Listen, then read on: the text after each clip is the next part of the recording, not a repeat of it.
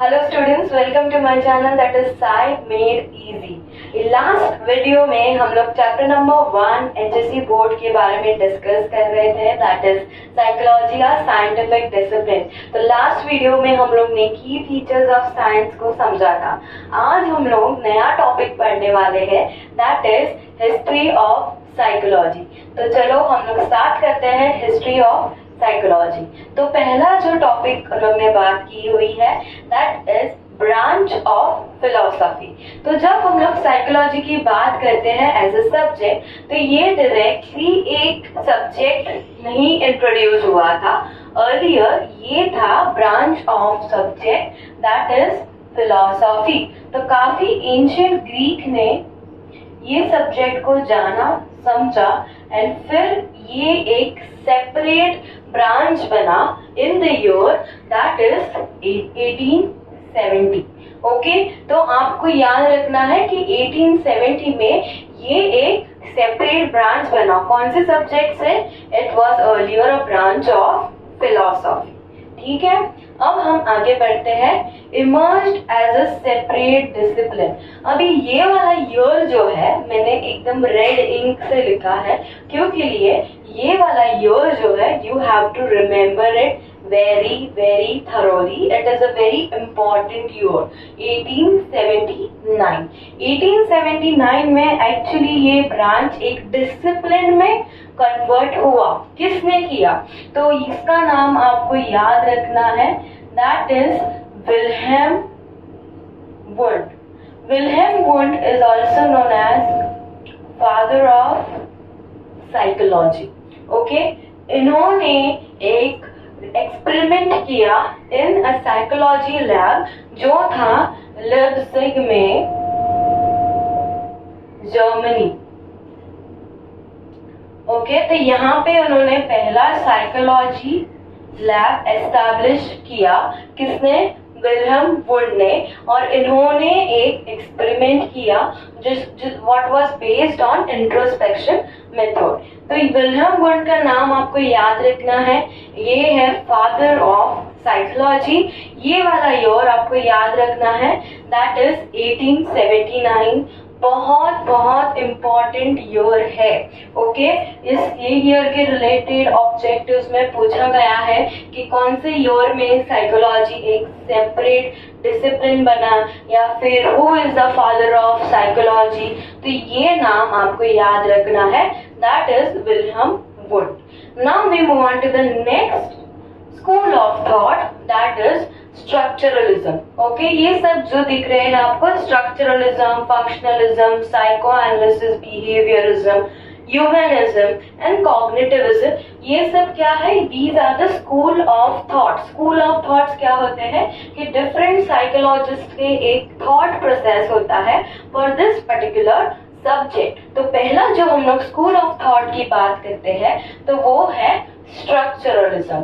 Structuralism works on understanding the different parts that are involved to understand the mental processes। मतलब कि जो आपके mental processes होते हैं उसको ये क्या करता है? ये break down कर देता है into several parts। तो हम लोग जो भी कॉन्शियस माइंड को समझने की कोशिश करते हैं, या फिर हमारे मन में जो मेंटल प्रोसेसेस चलते हैं, तो वो मेंटल प्रोसेसेस को ये समझने के लिए इसको पार्ट्स में डिवाइड कर देता है।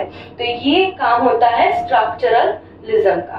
स्ट्रक्चरलिज्म ईयर 1898 में स्टार्ट हुआ था। अभी दो मेन इंपॉर्टेंट साइकोलॉजिस्ट हैं इसके पीछे।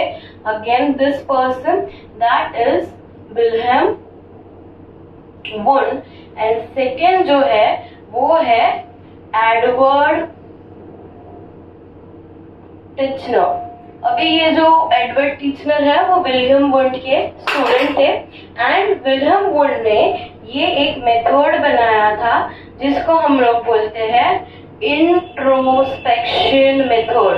ओके तो जब हम लोग इंट्रोस्पेक्शन की बात करते हैं, इंट्रो मतलब something that is inside you, inspection is just like a inspection. So जो ये इंट्रोस्पेक्शन मेथड है, it works on all our sensations. Okay तो हम लोग जो हमारे जो 5 सेंसेस है, उस accordingly what we sense around, वो हम लोग को कैसे कॉन्शियसली पता चलता है, वो होता है इंट्रोस्पेक्शन मेथड। ओके तो उन्होंने इस पे एक्सपेरिमेंट किया था। ब्रीफली मैं एक्सप्लेन करती हूँ। तो उन्होंने अपने सब्जेक्ट्स को स्टोन दिए थे हाथ में या कुछ ऑब्जेक्ट दी थी, and then they were asked to tell कि उन लोग को वो क्या समझ में आ रहा है वो ऑब्जेक्ट के बारे में। ओके तो उन लोग को अंदर से ही इंट्रोस्पेक्ट करना है just by touching that object. तो ये वाला जो मेथड है इंट्रोस्पेक्शन मेथड, वो किसने इंट्रोड्यूस किया था? विलियम वुड ने। कौन सी स्कूल ऑफ थॉट में? स्ट्रक्चरलिज्म में। ओके सो आई होप यहाँ तक आपको क्लियर है। फिलॉसफी में से साइकोलॉजी ब्रांच हुआ था इन 1870। उसके बाद एक ये सेपरेट डिसिप्लिन बन गई इन 1879, जो काफी इम्पोर्टेंट ईयर है जब हम लोग विलियम वुड की बात करते हैं। Is the father of psychology.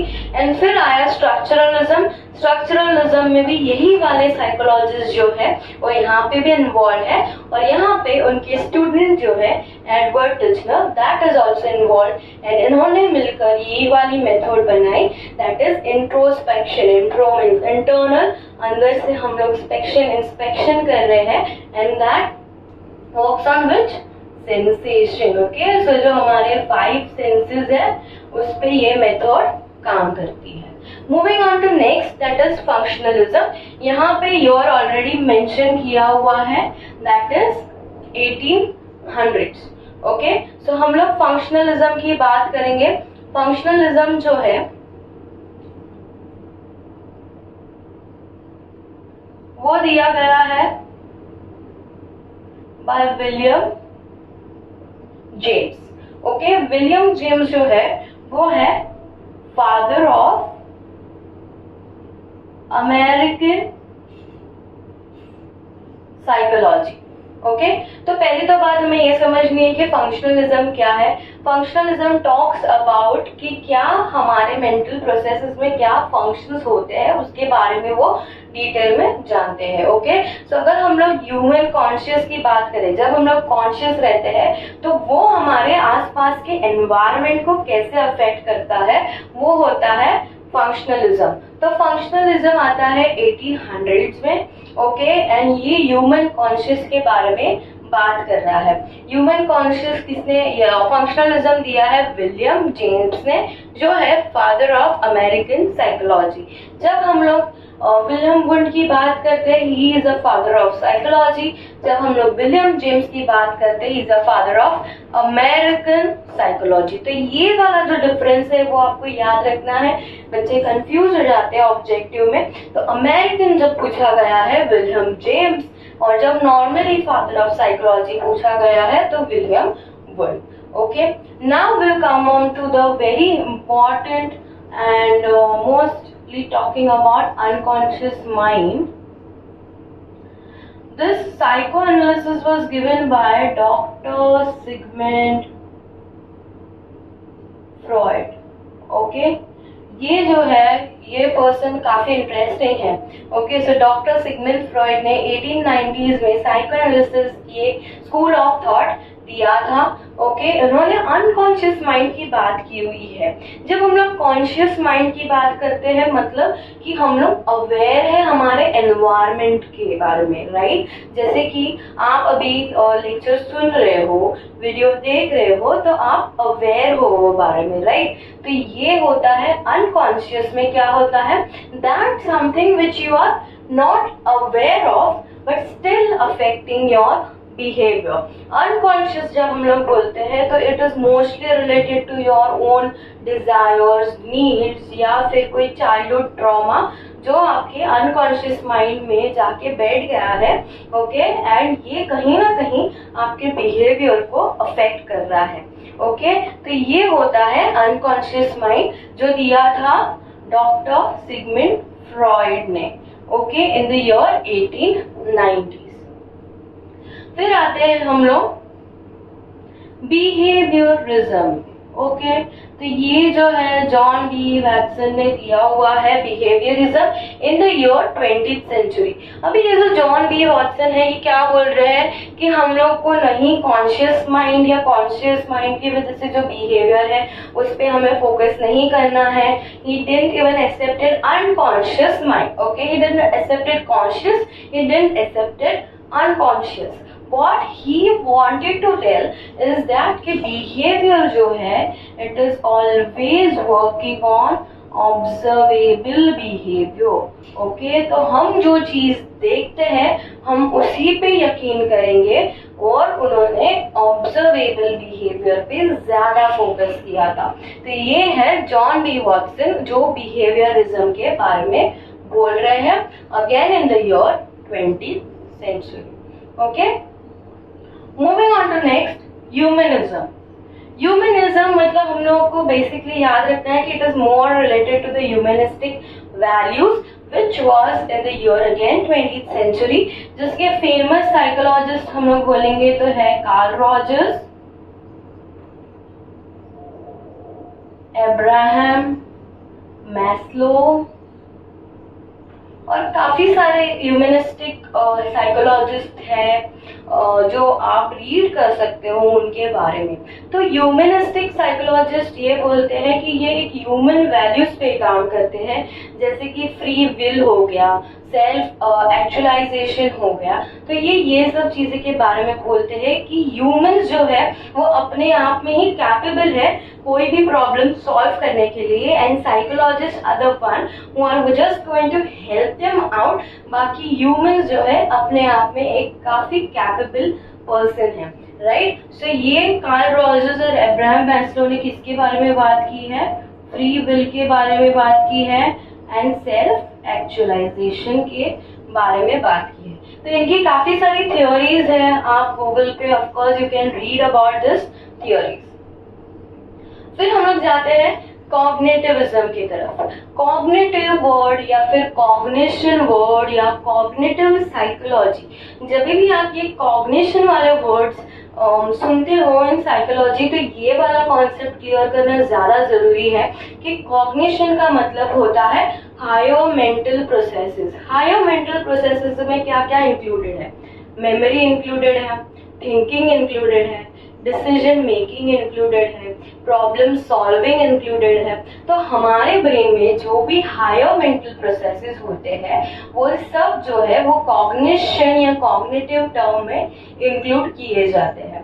तो ये वाला जो है वो very recent school of thought है जो कॉग्निटिविज्म है। कॉग्निटिविज्म किसने स्टार्ट किया? तो उसका नाम है अल्रिक नीजर। आपके टेक्स्ट बुक में दिया हुआ है इनका नाम अल्रिक नीजर। ओके, सो अल्रिक नीजर ने ये कॉग्निटिविज्म दिया था and he has talked about memory, decision making, problem solving and language. Okay, at the same time उन्होंने बोला था कि हमारे ब्रेन के रिलेटेड कुछ भी स्टडीज हम लोग कर सकते हैं just by understanding PET scan and MRI. Okay, तो हम लोग जब एमआरआई या पेट स्कैन करते हैं तब हमें समझ में आता है कि अगर मेमोरी है और मेमोरी वर्क कर रही है तो कौन से part of the brain active हो रहा है उसमें। ओके, तो ये वाला चीजें जो है we can easily understand by PET and MRI scan. अभी तो काफी अलग अलग स्कैन्स भी आए हैं जिससे हमें ये पता आराम से लग जाता है कि कौन सा पार्ट ऑफ ब्रेन कब काम कर रहा है। तो ये वाली जो फील्ड है it is more related to neuropsychology. Okay, तो ये भी एक ब्रांच है न्यूरोसाइकोलॉजी। तो ये भी काफी इंटरेस्टिंग ब्रांच है। अगर आप उसमें करियर बनाना चाहते हो you can go into neuropsychiatrist और neuropsychology and you can work on all this aspects. Okay, so with this we end up the today's topic, that is history of psychology। आपने 8 school of thoughts देखे हैं, branch of philosophy था, फिर 1879 year वाला बहुत ज्यादा important है, फिर structural और रिज्म जो है वो विलियम वुड ने दिया था। What I can do is I can mark the important psychologist for you। William would हो गए, यहाँ पे भी विलियम वुंड और एडवर्ड टिचनर है। फिर यहाँ पे फंक्शनलिज्म विलियम जेम्स ने दिया है। Then we talk about psycho analysis, तो किसने दिया है? डॉक्टर सिगमंड फ्रॉइड, जो अनकॉन्शियस की बात कर रहे हैं। Then behaviourism John B Watson. Okay, humanistic जो है वो कार्ल रॉजर्स ने दिया हुआ है। ओके, एंड कॉग्निटिविज्म जो है वो अल्रिक नीजर ने दिया हुआ है। ये सब क्यों इम्पोर्टेंट है? इनके साइकोलॉजिस्ट के नाम याद रखना बहुत ज़्यादा इम्पोर्टेंट है। जब हम लोग HSC बोर्ड की बात करते हैं तो this can be asked in your math column also. Okay, तो आप क्या कर सकते हो, एक पेज पे अभी से, जैसे आपका चैप्टर 1 चालू हो रहा है, एक पेज लो आप और हर एक साइकोलॉजिस्ट ने क्या दिया है वो पेज पे आप लिखते जाओ चैप्टर वाइज। सो क्या होता है, बोर्ड के टाइम पे you can at least just go through all the names of the psychologist which will help you to get good marks in your math column also. Alright, तो इसी के साथ मैं एंड करती हूँ ये video with the topic history of psychology. Next topic में हम लोग रिसर्च मेथड्स स्टार्ट करेंगे जो काफी इम्पोर्टेंट है, तो प्लीज बने रहिए साई मेड इजी पे। Thank you.